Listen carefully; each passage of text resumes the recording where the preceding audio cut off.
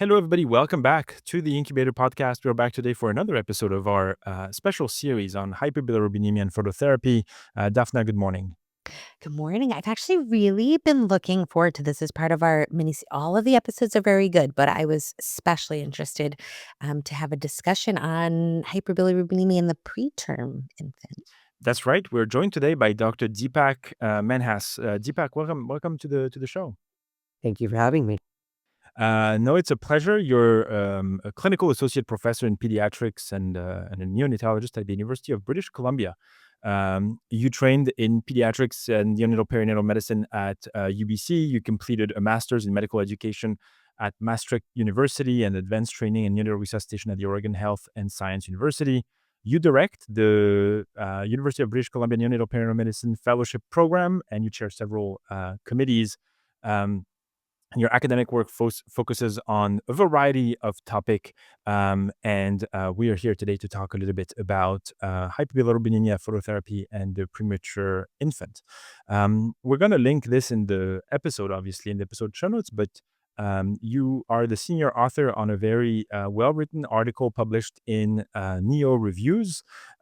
This paper is called Pathogenesis and Management of Indirect Hyperbilirubinemia in Preterm Neonates Less than 35 Weeks, Moving Toward a Standardized Approach.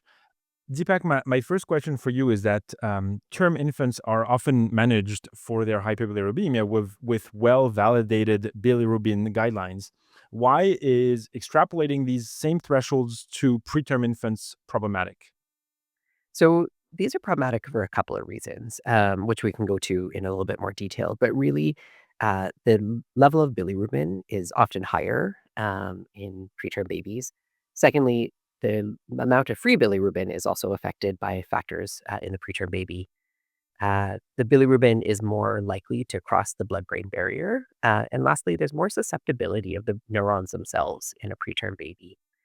And there's a couple of things that are going to be affecting all four of those factors. For example, for the bilirubin levels, the preterm baby's red blood cells have a shorter lifespan. And so they're going to turn over more and they're going to release more bilirubin. The, the preterm baby is going to have impaired conjugation. So those levels will stay higher for a longer period of time. They're often feeding less. There's less going through their gut. And so their enterohepatic circulation is decreased.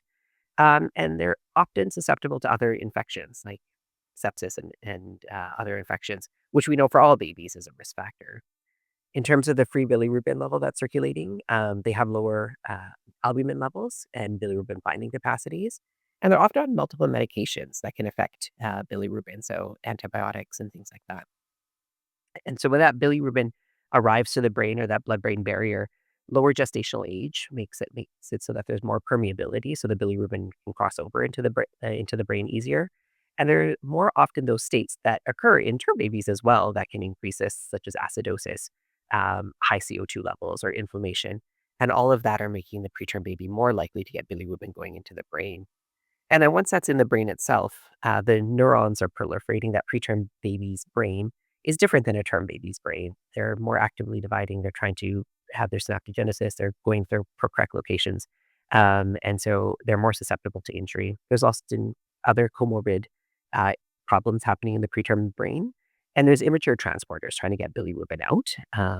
Yeah. So lots of factors that are affecting the preterm baby compared to a term baby. And it's not making things simpler.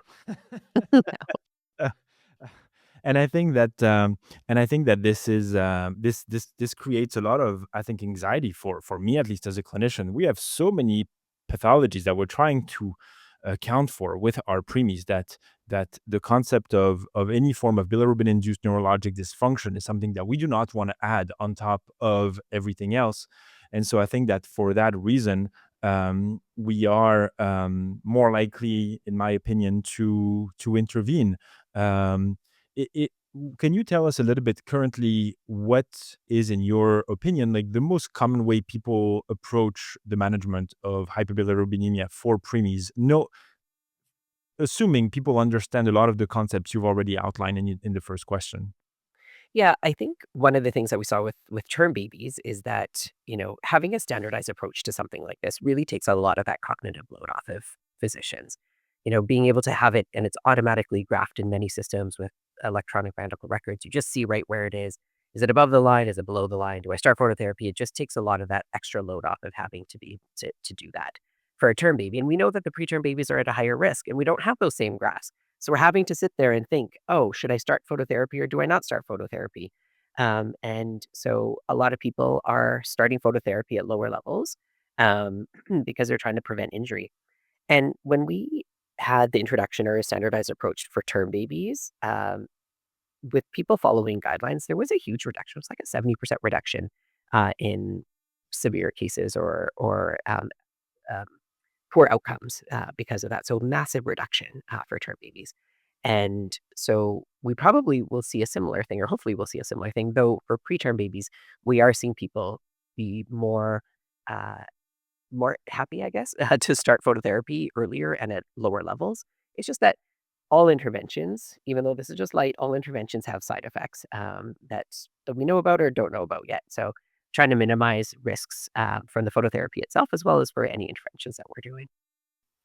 We talked on, and thank you for that overview. We talked on another episode about um, how actually difficult it was even to come up with the consensus in the full term infant. What do you think has kept the community from creating a kind of standardized nomogram for the preterm infant? I think like many things that we see in pediatrics, we see data that kind of comes through adults first and then trickles down to the smaller children. Uh-huh. I think similarly, we're seeing that piece that there's just a lot more term babies and when you look at cases, the majority of cases of severe hyperbilirubinemia were with term babies because that was the largest population. And so they were easier to study, they were easier to get normograms for graphs, general predictions. And so we have Bhutanese curves, which we use. And that took a long time for it to come into effect and people to actually consistently be using them. Our preterm population is 10% of our babies. And the younger you go, the less likely you'll see them. So just getting the data on that was difficult. When they did autopsies on premature babies when they weren't surviving as much, a lot of them had kernicterus changes. So we knew that it was affecting them. But it's just been harder to get that data, to get that standardization. And the thing with the normograms is, yeah, it's preterm and term babies, but it's generally, 35 to 42 weeks. We're talking about like a smaller gestational age range in there. When we're talking about babies less than 35 weeks, we're talking about babies who are 22, 25, 28 weeks. So there's a lot of variability there. So it's a little bit harder to standardize that. And even if when you look at the new curves that have come out, they are stratified by 35, 36, 37, and then, greater than 38 or 40.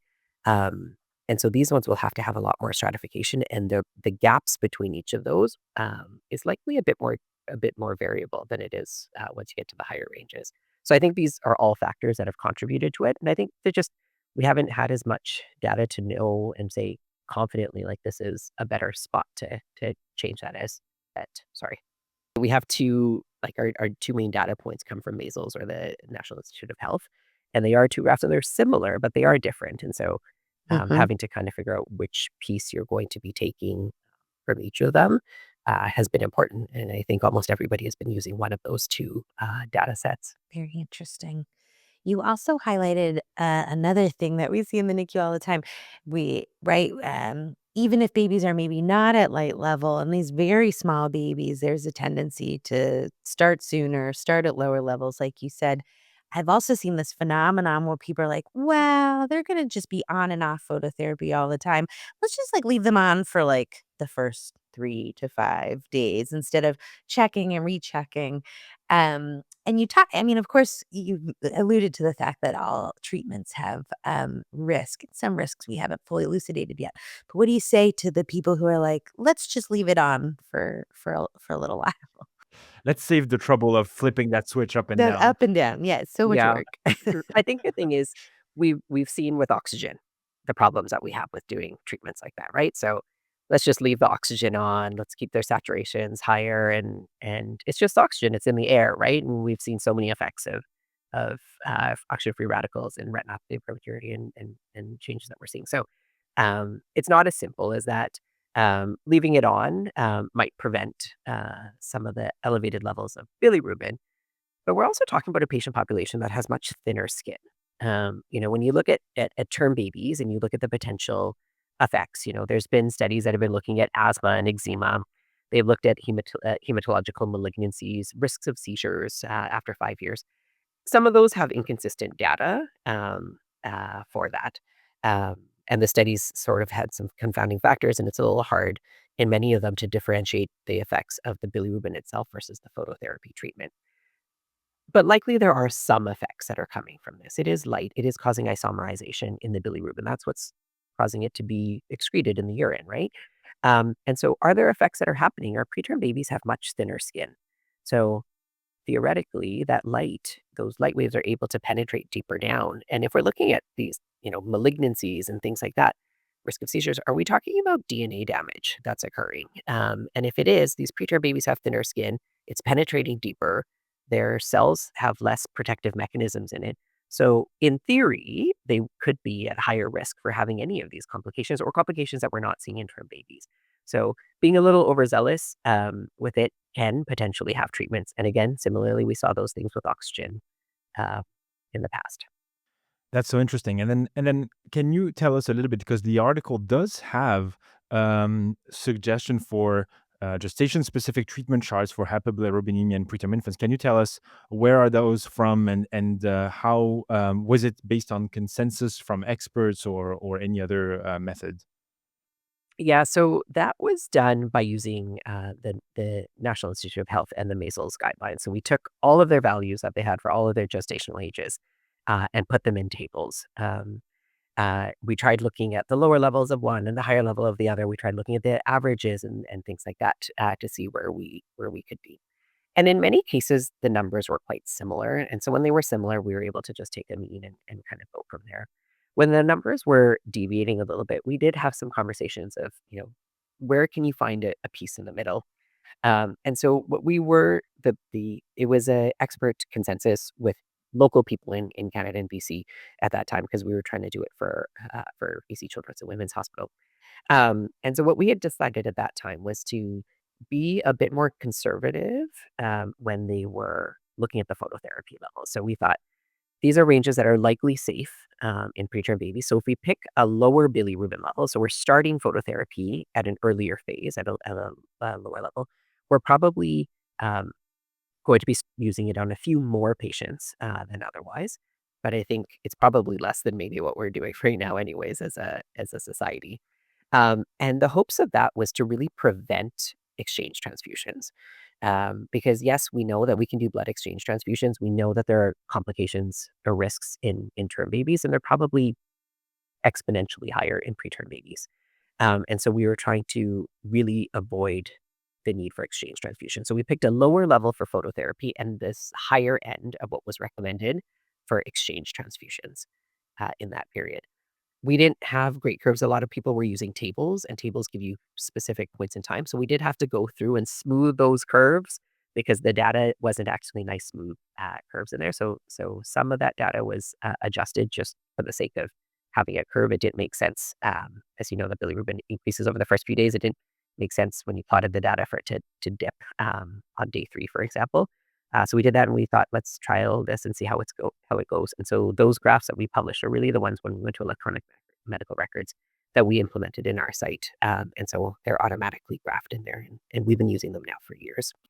That's so interesting. And the point of the treatment thresholds, specifically in term infants, is really to try to stay away from potentially both connectors, but also the need for an exchange transfusion.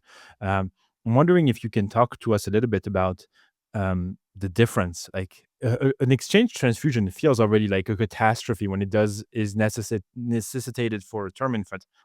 What about preemies? Is that even an option? And if it is, are the risk to the baby even more magnified? Yeah, we talk about risks for exchange transfusion. And we certainly want to avoid those in any patient, but particularly those with who are born premature. We know that babies, even at term, who have exchange transfusions, do have poorer, longer term neurological outcomes. Um, Possibly from the fact that the bilirubin levels were higher themselves, but possibly also from the exchange transfusion itself. Exchange transfusions can cause cardiovascular instability with the significant flows of blood in and out coming through there. There's always a catheter-related infections like and clots that can occur, and our preterm babies are already at risk of clots and bleeding and infection. Um, there's the risk of hypoglycemia, which our preterm babies are more sensitive to, thrombocytopenia, so dropping our platelets, other coagulopathies, and particularly neck. So having these changes in blood flow is not just going to affect our brain, but it's going to affect our other organs. And having a baby get neck is often a catastrophe in itself, in that sense. Um, we certainly want to avoid blood transfusions in our preterm babies. But if we have to, obviously we'll do that because that's better than the bilirubin level going up higher and higher. The difference is that sometimes what we're seeing in our term babies is babies that were otherwise well, who are going into the community and then are coming back with some type of oxidative stress or hemolysis that's causing these very high levels. In our preterm population, we're usually doing blood work for multiple reasons, and we have bilirubin levels. So we're not frequently getting that shockingly high increase in bilirubin. Or that oxidative stress as much. So we're a little bit more prepared in our preterm populations. So the exchange transfusions that we do are usually in term babies, thankfully. But yes, we certainly would do an exchange transfusion in a preterm baby if it was at that level. I'm really not looking forward to exchanging a 22-week. Definitely not. Definitely not. That sounds awful. It does. I'll let you finish, but you also alluded to what about the other therapies that are already have mixed feelings in the term infant, but it sounds like even more conflicted in the preterm infant. Other therapies like IVIG, for example. Yeah, Yes. IVIG, albumin, and Yeah. Yeah. So IVIG doesn't have great data to support its use, and there's even been some theory that maybe it actually can worsen um, bilirubin levels. It while it hasn't had data to show that it's been useful, there have certainly in their term population, anyways, we've talked about using it while we're waiting for exchange. So if you're transferring a baby from somewhere else, or if you have a baby and the blood bank is getting the blood ready, but it might take some time to try IVIG in that population to see if that might help decrease the level. Obviously, when you do an exchange, then you're going to be removing the IVIG. In a preterm population, they're generally in some type of NICU already, and so you were usually able to get the blood earlier. So the use of IVIG as that temporizing measure to get the blood probably isn't as much of an effect. You can probably get that blood in an urgent situation within 20 minutes, in which case your IVIG would just be starting to run. So the utility in a preterm baby is even less, I think, than that of a term baby. I think if you're talking about preventative measures, making sure that a term baby versus a preterm baby, um, uh, in our preterm population, we need to make sure that they're well hydrated and that their albumin levels, et cetera, are maintained a little bit better. And so often where we let some of our levels drop down because they're preterm, but if it's a baby who's at risk for bilirubin, making sure that their albumin levels are adequate would be an important step, especially if they're on some of these medications that are going to decrease binding capacity. That's so that is so interesting. And since we are so reliant then on phototherapy, one of the aspects of phototherapy that we've discussed over the course of this series is really the way phototherapy actually does work, and that basically you have irradiance and you have the body surface area. But with preemies, body surface area is a challenge. Yeah, body surface area is a challenge. Honestly, I'm going to say that in my experience, it's often been that body surface area in a term baby's been a challenge too, simply because the diaper is covering so much of the child, and obviously more so with our preterm population.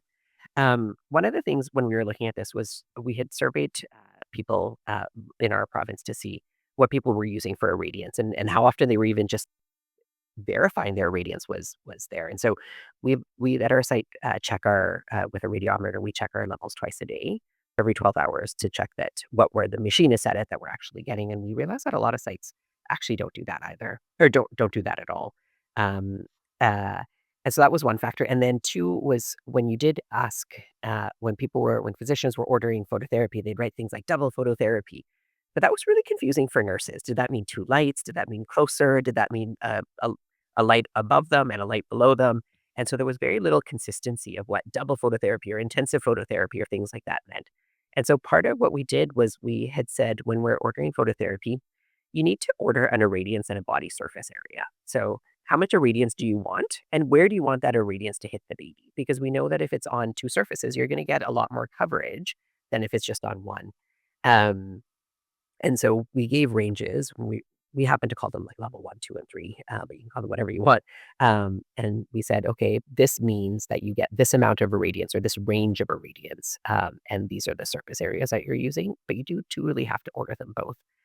One of the differences with preterm babies and irradiance is that, for term babies, we almost always use a level of 30 as our minimum, and kind of go up from there.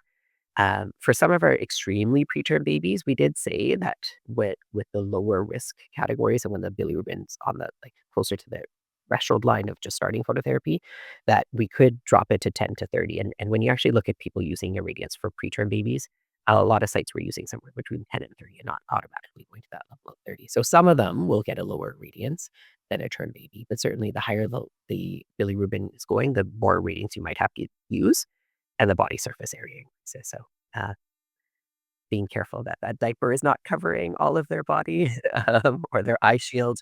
Well, and make sure their eye shield is actually covering their eyes and not just the Mm, rest of their face. Yeah, and you lose a lot of real estate there. And I really like table 2 in that article where you describe level 1, 2A, 2B, 3, and then you have for each an irradiance, and then a body surface area exposed, and then you go over single versus double, and yeah, there is no quintuple if people are that's right. wondering. Uh, yeah. No, but I think, I mean, your point is well taken. I asked a nurse the other day, I said, I mean, this baby needs double phototherapy. And to her credit, she said, well, the irradiance is already double. So do you mean another light or do you count this as double? And it's not been our practice to distinguish it in this way. So some nurses would put on a second light. Some nurses would, move the distance, right, to change the irradiance. And so I think this really, you know, I'm not actually sure when we write double babies might be getting. I think this really will clear things up on both the person ordering it and the person receiving the order. And I think the baby getting what we actually, anticipate that they're getting. I did also like, I mean, you said body surface area exposed, right? So you give them the irradiance and then is it coming from the top or the bottom or both? And I think that's another point of discussion. I think particularly in their smallest babies. So actually that was a question I had for you. It's been our practice really to use overhead lights and not billy blankets in the smallest babies, especially because of the reasons that you've mentioned, the humidity, the thin skin, um, and much more fragile. Can you tell us a little bit about your experience with billy blankets in the very preterm? So we have used them in our preterm population. We have them on their radiance is quite a bit lower. Sometimes we even put like a little sheet on top of them. So there's the little white sheet that's in the mostly transparent but somewhat opaque fiber sheet that goes there. One because as you guys were talking about, just the getting body surface area on a preterm baby is so hard, and so if we lose half of it, then that can be a potentially a limiting factor. The other thing is phototherapy is really inhibiting for bonding with families, right? Like we're trying to get these families who have had premature babies to bond with their children to pump and things like that, and we want to encourage skin to skin. We want to encourage holding of some kind. In there. And so if we are just using an overhead light, and then even if the mom's hand is sitting over the baby's back to touch the baby, it's covering a lot of their skin. And so using a billy blanket can help with some of these other important social factors that are happening in there for babies that are premature but can come out of their isolates to go and do some skin to skin with their parents. Having a billy blanket that kind of sits on top of them, so they are skin to skin with their their parent.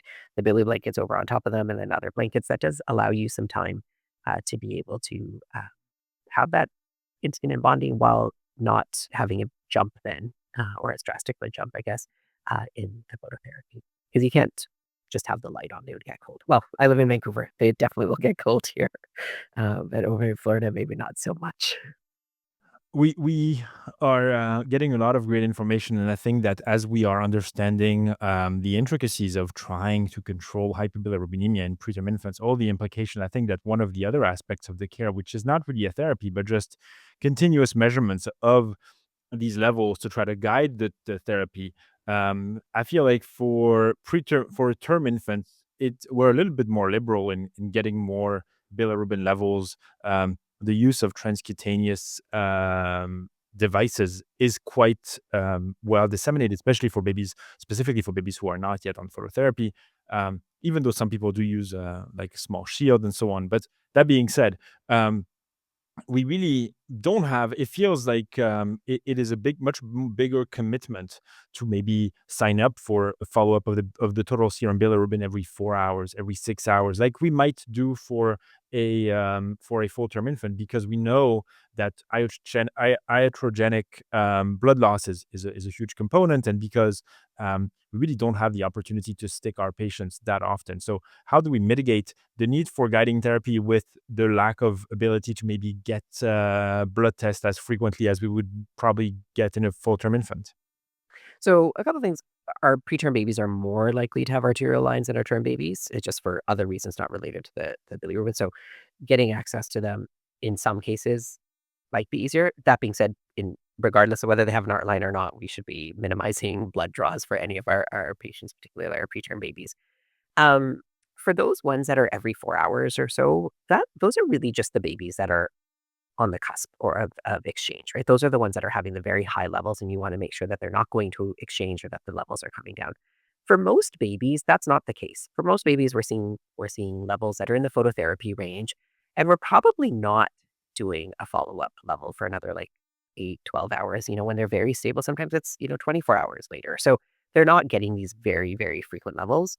Um, and if they are at that exchange, they're almost at that exchange threshold. Yeah, I think for those few hours, we probably would want them to have frequent blood. It's not like they're going to be at the exchange level, for 3 days, or almost at that exchange level for 3 days. Or I would truly hope not. So it's usually only one or two extra draws that are occurring for that, and we really should be getting a serum bilirubin for these babies. The transcutaneous, while are amazing screens, they're not. This isn't a screening population that we're looking at, and so we should be getting the serum bilirubin. Very interesting. And in terms of continuing to try to do everything in our power to try to get a good hold of hyperbilirubinemia, specifically in preterm infants, I think that the importance, we've alluded to some of these other therapies like albumin transfusion and so on, but are there other therapies, like for example, um, the use of hydration that we tend to use quite readily in full-term infants, but might be a bit more complicated from a hemodynamic standpoint in preemies? What are some of the ancillary things that we can do? I mean, some people have talked about phenobarbital. Some people have talked about other modalities. Like, what are the tools that we truly have in our arsenal beyond just phototherapy for these particular population? Yeah, so one that we had a chance to talk about was just the IVIG, which women IGIG, yes, generally right. use. Albumin, trying to keep making sure that it's sufficient. We don't want to have volume overload or worsening cardiovascular stress with that, but trying to see that in babies that are at risk that they have adequate albumin. Phenobarbital increases hepatic clearance, and so um, it can help the liver get rid of some of that, but the benefit hasn't been shown. And again, like any medication, there are side effects of that. But there's you might get a slightly improved number with phenobarb, but you're not going to get, or we're not seeing any evidence that's showing us a clinical change in there. Um, there's questions about vitamin A and all sorts of things, but these haven't shown any specific benefit there. We do need to make sure that our hydration is adequate. Preterm babies are more susceptible to dehydration, and that can put them at a risk for high bilirubin levels. But having them be adequately hydrated is an important piece. We don't necessarily have to have them hyperhydrated. That's not going to be beneficial for them. They'll become hypernatremic, and their PDAs are not going to be happy and getting extra fluid and things like that. But having them that euvolemic is going to be an important phase. And there's no even for babies who have high risk for PDAs, we're not trying to dehydrate those babies. We're keeping them at a eubulemic state. We just don't necessarily need to hyperhydrate them. And since we're talking about screening and the follow up and when to check certain things, I mean, the team did a really nice description of bilirubin-induced neurologic dysfunction. So I'd highly recommend that people take a look at the paper just to hear about that. But you also allude to how there are some pathologies we see in extremely preterm babies that may overlap with some of the symptoms of bind. And so I wonder, what I don't know if you can tell me a number, but there must be some preterm infants that are developing bind and it's going unnoticed. And then even in their long term follow up, it's probably chalked up to just complications of prematurity. What do you think that is, that the future of that will look like? I'm sure there is, even with sepsis, we're seeing Mm, similar types of data, mhm, right? Like you have the baby that is sitting there, is on a bit of respiratory support, and they have a couple ratty DSATs or something like that, and it kind of goes unnoticed. And they start to increase over time, and somebody increases the amount of respiratory support that they're having, thinking they just, their seal's not great, or they were having reflux with the feed or whatnot. And then they're seeing it go over days, or not days, but over hours, that they're getting more and more apnea bradys or DSATs and things like that. And then someone says, "Oh, let's do a culture," and things like that. So I think mhm. sometimes we are delayed, and that's something like like sepsis, a major thing that can have huge effects. So sometimes some of the more subtle things, I'm sure we are missing to some degree. If we're talking about having a bit more apneas or a little bit less energy, these preterm babies, we think, oh, we've done too much with them. We tried getting them too much feeding or skin to skin or whatever reason it is. And so we often give them a break and observe them. And in fairness, I think that's probably the right answer in many cases. Um, but does that mean that we might be missing sometimes where their bilirubin is going up? I think one of the nice things is when they are starting to be apneic or have more DSATs or have less energy, the first thing that comes into our head is doing a septic workup, and we often get a CBC. And when we do that, we often do a bilirubin with that blood work anyway. So while we might be thinking of some other disease process being higher on our list, we're often getting the blood work for this. So I think that we're probably treating many of them, but I think the trigger happens to be sometimes might be later than what some of us are always comfortable with. Um, that's something that comes up in reviews and things like that in many sites. So, um, Sure. And then I want to take you all the way to the other end of the spectrum of the baby spectrum, no pun intended, of the babies we're talking about today. And I think that we sometimes get into this clinical dilemma with the 34 weeker who becomes a 35 weeker, and the nomograms don't overlap such that they have a common crossing point. And so I think there's this group of babies that we just don't know which nomogram to follow. Any recommendations for the upper limit of your nomograms here? yeah, that's a tricky one. Usually, when we're talking about bilirubin, we're seeing that increase that goes over the first week, right? Like it peaks in that 3 to 5 day period for term babies and things like that. So really, we're looking at that first week, and so what we say is that once you've been plotted on a graph for your weight, that you do follow that same gestation until for that first week at least. And so we don't change our nomograms because you've changed gestational ages. And so you just see it going in. So when in our electronic medical records, we have the one graph for them, and it's continued to be plotted on that. I think also I think that's important because it's not just the level that we're talking about, but we're also talking about the rate of rise for many instances, right? And so if you're changing which graph you're being on, there's a higher likelihood that you'll miss something of like, hey, this looks like a significant rate of rise. Rate of rise, we've been able to define better in term babies. And so if the next question is going to be what is the rate of rise that we're looking for in preterm babies, I don't know.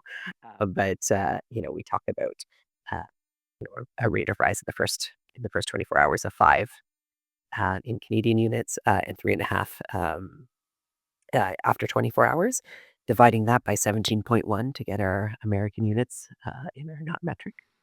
So Thank you. no worries. So what is the rate of rise we're looking for? I'm kidding. I'm not. Um, the time is flying by, and this is all very informative. So thank you for that. I think that what I would like to focus on for the remaining few minutes that we have is really, what is your thought on where we are versus where we're going? It feels like, I don't know, maybe I'm wrong, but it feels like we've been a little bit in a static when it comes to the development of management and even pathophysiologic understanding of hyperbilirubinemia, specifically in preemies. So do you think that m- something is coming down the pike? If yes, what that is, or maybe not? I'm just curious to get your opinion as to where the field is and where we're moving towards in the next few years. I think that there are still groups that are looking at alternative treatments other than phototherapy for our term and our preterm babies.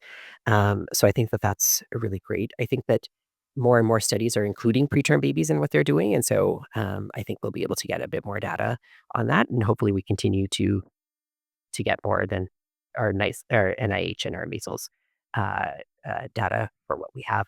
I think one of the things that we touched on earlier was just the standardization and what the Botani curves have done for term babies. And so we had published this years ago now, and some places have adopted similar type curves and standardized that process for their site. Some are using tables, some are using graphs. One of the nice things that the Canadian Pediatric Society has agreed to this year is that they're going to standardize the preterm graph. So the American Academy of Pediatrics a few years back had their 35-week and above graphs come out. The Canadian Pediatric Society, that happened in the past year or so. And so they're in line with the AAP ones. And once the greater than 35-week graphs were released, they did agree to try to put together a national proposal for babies less than 35 weeks, so that that can be standardized across Canada. And I think having a national guideline will help sites just not have to develop their own and have a process that they know will be safe. And I think that as we see that in countries that it will expand beyond. And that's one of the things that I would love to see happen, is having like the AAP as well have a national guideline for babies less than 35 weeks, for example. That's a huge population that we're able to get. And then other places around the world will have access to resources that we put out there. So I think that we can affect and benefit the children in our groups, and then have that effect go more globally. So you're saying stay hopeful. That's the I think so. message. I think the thing is that these babies, the preterm babies, they have so many factors that they're having to fight against, and we're seeing that they're doing so much better than they were years ago. And I think the standardization of protocols, whether that's small baby bundles and things like that, I think have been what our newest wave of improvements are showing.